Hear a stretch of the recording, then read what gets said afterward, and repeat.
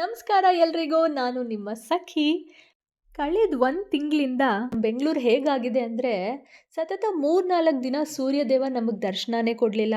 ಹಾಗೆ ಮನೇಲಿರೋರು ಯಾರಿಗೂ ಹಾಸಿಗೆ ಬಿಟ್ಟು ಎದ್ದೇಳೋ ಮನಸ್ಸಾಗಲಿ, ಮನೆಯಿಂದ ಹೊರಟು ಸ್ಕೂಲು, ಕಾಲೇಜು, ಆಫೀಸು ಅಂತ ಹೋಗೋದಾಗಲಿ ಯಾರಿಗೂ ಮನಸ್ಸಿರಲಿಲ್ಲ. ಆದರೂ ಅದನ್ನೆಲ್ಲ ಬಿಡೋಕ್ಕಾಗಲ್ಲ, ಮುಂದುವರಿಸಲೇಬೇಕು. ಅದನ್ನು ನಾವು ಮಾಡಿದ್ವಿ. ಆದರೆ ವೀಕೆಂಡಲ್ಲಿ ಕೂಡ ನಮ್ಮನ್ನು ಹಾಸಿಗೆ ಮೇಲೆ ಬೆಚ್ಚಗಿರೋಕ್ಕೆ ಬಿಡದಲೇ ತನ್ನತ್ತ ನಮ್ಮನ್ನೆಲ್ಲ ಸೆಳೆದಿದ್ದು ಅಂದರೆ ನಿಮ್ಮೆಲ್ರಿಗೂ ಈಗಾಗಲೇ ಗೊತ್ತಿರುತ್ತೆ. ಇದೇ ತಿಂಗಳು ಆರಂಭದಲ್ಲಿ ನಮ್ಮ ಕಬ್ಬನ್ ಪಾರ್ಕ್ನಲ್ಲಿ ನಡೆದಂಥ ಫ್ಲವರ್ ಶೋ ಅಥವಾ ಹೂಗಳ ಹಬ್ಬ. ಇನ್ನು ನಿಮ್ಮ ಸಖಿ ಯಾವ ಲೆಕ್ಕ? ನಾನು ಕೂಡ ಚಳಿ ಆಗಲಿ ಮಳೆ ಆಗಲಿ ಏನು ಬೇಕಾದರೂ ಆಗಲಿ ಫ್ಲವರ್ ಶೋ ನೋಡಲೇಬೇಕು ಅಂತ ನಾನು ಎಂಟ್ರಿ ಕೊಟ್ಟೇ ಬಿಟ್ಟೆ. ಇನ್ನು ಎಂಟ್ರಿ ಆದಮೇಲೆ ಇಡೀ ಪ್ರೇಕ್ಷಕ ವೃಂದದವ್ರನ್ನ ತನ್ನ ಹತ್ರನೇ ನಿಲ್ಲೋ ಹಾಗೆ ಮಾಡ್ತಾ ಇದ್ದಿದ್ದು ಈ ಟೊಮ್ಯಾಟೊ, ಕ್ಯಾಪ್ಸಿಕಮ್, ಹಾಗಲಕಾಯಿ, ನಿಂಬೆಹಣ್ಣು ಅಂದ್ಕೊಂಡ್ರಾ? ಖಂಡಿತ ಅಲ್ಲ. ಇದೆಲ್ಲದರಿಂದ ತಯಾರಾಗಿ ನಿಂತಿರೋ ಈ ನಮ್ಮ ಗಜರಾಜ. ಇನ್ನು ನಮ್ಮ ಗಜರಾಜ ಯಾವ್ಯಾವ ತರಕಾರಿಯಿಂದ ಅಲಂಕಾರ ಮಾಡಿದ್ದಾನೆ ಅಂತ ನೋಡಿಕೊಂಡು ಮುಂದೆ ಹೋದವ್ರಿಗೆಲ್ಲ ಸಿಕ್ಕಿದ್ದು ಕಣ್ಣಿಗೆ ಹಬ್ಬ. ಅಬ್ಬಬ್ಬಾ! ಅದೆಷ್ಟು ಥರವಾದ, ಎಷ್ಟು ಬಣ್ಣ ಬಣ್ಣದ, ಎಷ್ಟು ಬ್ಯೂಟಿಫುಲ್ ಆಗಿರುವಂಥ ಫ್ಲವರ್ಸ್ ಇಲ್ಲಿತ್ತು. ಮುಂದೆ ಇನ್ನೂ ತುಂಬ ಇದೆ, ಬನ್ನಿ ನೋಡೋಣ. ಇದಾದ ನಂತರ ನಮಗೆ ಸಿಕ್ಕಿದ್ದು ಹೂಗಳಿಂದನೇ ಅಲಂಕಾರ ಮಾಡ್ಕೊಂಡಿರುವಂಥ ನಮ್ಮ ಕರ್ನಾಟಕ ನಕ್ಷೆ. ಎಲ್ಲರೂ ಅಲ್ಲೇ ನಿಂತು ಫೋಟೋ ತಗೊಳ್ಳೋದ್ರಲ್ಲೇ ಬ್ಯುಸಿ ಆಗಿಬಿಟ್ಟಿದ್ರು. ನಾನು ಯಾವ ಕಡಿಮೆ, ನಾನು ಫೋಟೋ, ವೀಡಿಯೋ ಎಲ್ಲ ತಗೊಂಡು ಮುಂದೆ ಹೊರಟೆ. ಹಾಗೆ ದಾರಿ ಮಧ್ಯ ಸಿಕ್ಕಿದ್ದು ಈ ಕಾಮಧೇನುಗೆ ನಮಸ್ಕಾರ ಮಾಡಿಕೊಂಡು ಮುಂದೆ ಹೋಗಿದ್ದು ನನಗೆ ಕಾಣಿಸಿದ್ದು 2 ಡಾಲ್ಫಿನ್ನ ಆ ಕಡೆ ಈ ಕಡೆ ನಿಲ್ಲಿಸ್ಕೊಂಡು ತನ್ನನ್ನು ಇಡೀ ಹೂಗಳಿಂದ ಸುತ್ತುವರಿಸ್ಕೊಂಡು ನಿಂತಿದ್ದಂಥ ಈ ಕನ್ಯೆ. ಅಂದಹಾಗೆ ಈ ಕನ್ಯೆನ ಏನಂತ ಕರಿಬೇಕು ಅಂತ ನನಗಂತೂ ಗೊತ್ತಾಗಲಿಲ್ಲ. ನಿಮಗೆ ಗೊತ್ತಾದರೆ ಕಮೆಂಟಲ್ಲಿ ತಿಳಿಸಿ. ಮುಂದೆ ಈ ಧಾನ್ಯಗಳನ್ನೆಲ್ಲ ಬಳಸ್ಕೊಂಡು ನಮ್ಮ ಕರ್ನಾಟಕ ನಕ್ಷೆ ಮಾಡಿದರು. ಇದು ಕೂಡ ನೋಡೋಕೆ ಬಹಳನೇ ಸುಂದರವಾಗಿತ್ತು. ಮತ್ತು ಮುಂದೆ ದಾರಿಯುದ್ದಕ್ಕೂ ಈ ಬಣ್ಣ ಬಣ್ಣವಾದ ಹೂಗಳನ್ನ ಇಟ್ಟಿದ್ರು. ಇದರಲ್ಲಿ ಕೆಲವನ್ನ ನೋಡೋದಕ್ಕೆ ಮಾತ್ರ ಇಟ್ಟಿದ್ರು, ಇನ್ನು ಕೆಲವನ್ನ ಪರ್ಚೇಸ್ ಕೂಡ ಮಾಡ್ಬೋದಾಗಿತ್ತು. ನಮ್ಮ ಜನ ಪರ್ಚೇಸ್ ಮಾಡ್ತಾಯಿದ್ರು, ಹಾಗೆ ಅಕ್ಕಪಕ್ಕ ನಿಂತು ಫೋಟೋಸ್ ಕೂಡ ತಗೊಳ್ತಾ ಇದ್ರು. ಇನ್ನು ನೋಡೋರ್ಗಂತೂ ಮುಗಿಯೋದೇ ಇಲ್ಲ ಅನ್ನೋಷ್ಟು ವಿಧವಾದ ಇಲ್ಲಿ ಹೂಗಳು, ಗಿಡಗಳು ಎಲ್ಲ ಇತ್ತು. ಎಂತೆಂಥ ಗಿಡಗಳು ಅಂದರೆ ಅದನ್ನೆಲ್ಲ ನಾನು ಇಲ್ಲಿವರೆಗೂ ನೋಡೂ ಇಲ್ಲ, ಅದರ ಹೆಸರು ಕೂಡ ನನಗೆ ಗೊತ್ತಿಲ್ಲ. ಇನ್ನು ನಂತರ ಮುಂದೆ ನಾನು ಬಂದೆ, ನನಗೆ ಸಿಕ್ಕಿದ್ದು ಈ ಕ್ಯಾಕ್ಟಸ್. ಈ ಬ್ಯೂಟಿಫುಲ್ ಕ್ಯಾಕ್ಟಸ್ ಹಿಂದೆ ನಿಂತಿದ್ದು ಹೂವು ಹಾಗೆ ಎಲೆಗಳಿಂದ ಅಲಂಕಾರ ಮಾಡ್ಕೊಂಡಿರೋ ಈ ಟ್ರ್ಯಾಕ್ಟರ್. ನಂತರ ಮತ್ತೊಮ್ಮೆ ಎಲ್ಲರ ಗಮನ ಸೆಳೀತಾ ಇದ್ದಿದ್ದು ಈ ಹೂವಿಂದನೇ ಅಲಂಕಾರ ಮಾಡ್ಕೊಂಡಿರುವಂಥ ಈ ಸೇಬು, ಬಾಳೆಹಣ್ಣು, ಅನಾನಸ್ಸು ಹಾಗೆ ದ್ರಾಕ್ಷಿ. ಇನ್ನು ಮುಂದಕ್ಕೆ ಹೋಗೋಣ ಅಂತ ನೋಡಿದ್ರೆ ಹೋಗೋಕ್ಕೆ ಆಗ್ತಾಯಿಲ್ಲ. ಯಾಕೆ ಇಷ್ಟು ಜನ ಅಂತ ಹಿಂಗೆ ತಿರುಗಿ ನೋಡಿದ್ರೆ ಅಲ್ಲಿದ್ದಿದ್ದು ನಮ್ಮ ಐತಿಹಾಸಿಕ ಕಲ್ಲಿನ ರಥದ ಪ್ರತಿಮೆ. ಈ ಪ್ರತಿಮೆನ ನೋಡಿಕೊಂಡು ಮುಂದೆ ಬಂದಿದ್ದ ನನಗೆ ಸಿಕ್ಕಿದ್ದು ಈ ಪುಟ್ಟ ಪುಟ್ಟ ಬ್ಯೂಟಿಫುಲ್ ಸಸಿಗಳನ್ನ ಮಾರ್ತಾ ಇದ್ದಂಥ ಇದೊಂದು ಸ್ಟಾಲ್. ಇಲ್ಲಂತೂ ಭಾಳ ವಿಧವಾದ ಹೂಗಳಿತ್ತು, ಹಾಗೆ ಗಿಡಗಳಿತ್ತು. ಇದನ್ನೆಲ್ಲ ಕೊಂಡ್ಕೊಳ್ಳೋಕ್ಕೂ ತುಂಬ ಜನ ಬರ್ತಾಯಿದ್ರು ಅಲ್ಲಿ. ನಾನು ಕೆಲವೊಂದಷ್ಟು ಗಿಡಗಳ ಪರಿಚಯ ಮಾಡ್ಕೊಳ್ಳೋ ಪ್ರಯತ್ನ ಅಲ್ಲಿ ಮಾಡ್ತಾ ಇದ್ದೆ. ಹಾಗೆ ಇಲ್ಲಿ ಇಂಡೋರ್ ಹಾಗೆ ಔಟ್‌ಡೋರ್ ಪ್ಲಾಂಟ್ಸ್‌ನ ಕೂಡ ಇಲ್ಲಿ ಸೇಲ್ ಮಾಡ್ತಾಯಿದ್ರು.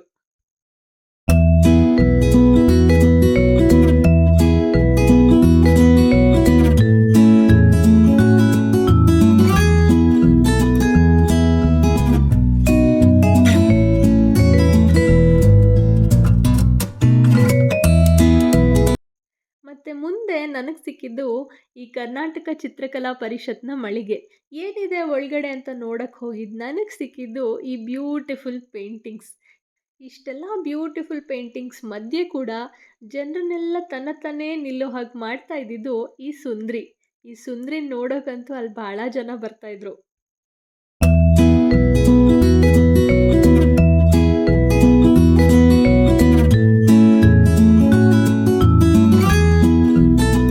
ಮುಂದೆ ನನಗೆ ಸಿಕ್ಕಿದ ಸ್ಟಾಲು ಈ ಸಂಗ್ರಹ ಕಲಾಕೃತಿಗಳ ಪ್ರದರ್ಶನ. ಈ ಮಳಿಗೆ ಒಳಗಡೆ ನಮ್ಮ ಇತಿಹಾಸ ಕಂಡಂಥ ನಮ್ಮ ಗ್ರೇಟೆಸ್ಟ್ ಲೀಡರ್ಸ್ಗಳ ಭಾವಚಿತ್ರ ಇತ್ತು.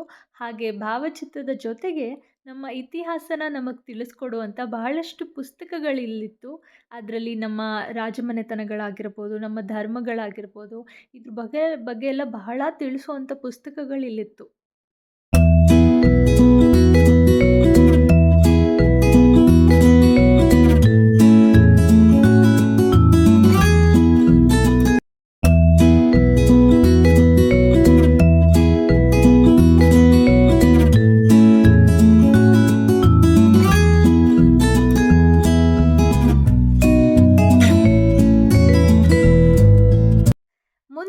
ನಾನು ಹೋಗಿದ್ದು ಈ ಕಾಂಡಿಮೆಂಟ್ ಶಾಪ್‌ಗೆ. ಇಲ್ಲಂತೂ ಈ ಪೊಟ್ಯಾಟೊ ಚಿಪ್ಸು, ಈ ಚಕ್ಲಿ, ಅವರೆಕಾಳು ಹುಸ್ಲಿ, ಬಟಾಣಿ, ಕುರ್ಕುರೆ ಇದೆಲ್ಲಾನು ಇತ್ತು.